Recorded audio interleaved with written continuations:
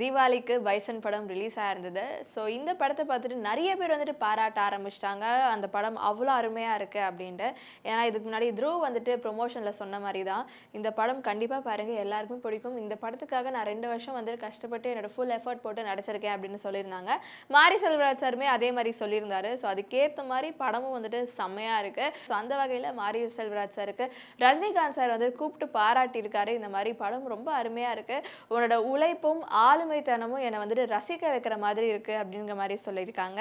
And தியேட்டர்ல audience வந்துட்டு படம் பார்த்துட்டு இருக்க போது மாரி செல்வராஜ் சாரும் அண்ட் அவங்களோட டீமும் வந்துட்டு தியேட்டருக்கு போயிருக்காங்க.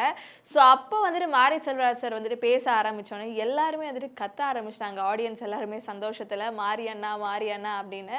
ஸோ அப்போ வந்துட்டு மாரி செல்வராஜ் சொன்னாங்க, எல்லாருமே பொறுமையா இருங்க, நீங்க எனக்காக இவ்வளோ லவ் கொடுக்குறீங்க, எனக்கு ரொம்ப சந்தோஷமா இருக்கு, உங்க லவ் எல்லாமே வந்துட்டு எனக்கு ரொம்ப முக்கியம் அப்படின்னு சொல்லியிருக்காங்க. இத்தனை பேர் வந்துட்டு என்ன மாரியண்ணா மாரியண்ணான்னு கூப்பிடும்போது எனக்கு ரொம்ப சந்தோஷமா இருக்கு. உங்க எல்லாரையுமே வந்துட்டு என்னோட ஓன் பிரதரா நான் பார்க்குறேன் அப்படின்னு சொல்லியிருக்காங்க. நீங்க தியேட்டருக்கு வரீங்க, ஒரு படத்த பார்க்குறீங்க, ஒரு படத்த ஜஸ்ட் ஒரு என்டர்டெயின்மெண்ட்காக பார்க்காதீங்க.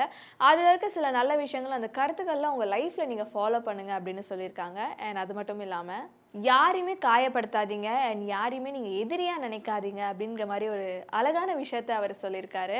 அண்ட் தீபாவளிக்காக ரிலீஸ் ஆன இந்த பைசன் படம் வீக்கெண்ட்ஸ்ல மட்டும் தான் ஃபுல்லா இருக்குன்னு பார்த்தா இன்னைக்கு ஒர்க்கிங் டே, இன்னைக்குமே வந்துட்டு தியேட்டர் ஃபுல்லா இருக்கு. அப்ப பார்த்துக்கோங்க இந்த படத்துக்கு எவ்வளவு பெரிய வரவேற்பு இருக்கு அண்ட் இந்த படத்துக்கு எவ்வளவு பெரிய ஃபேன் பேஸ் உருவாகி இருக்குன்னு.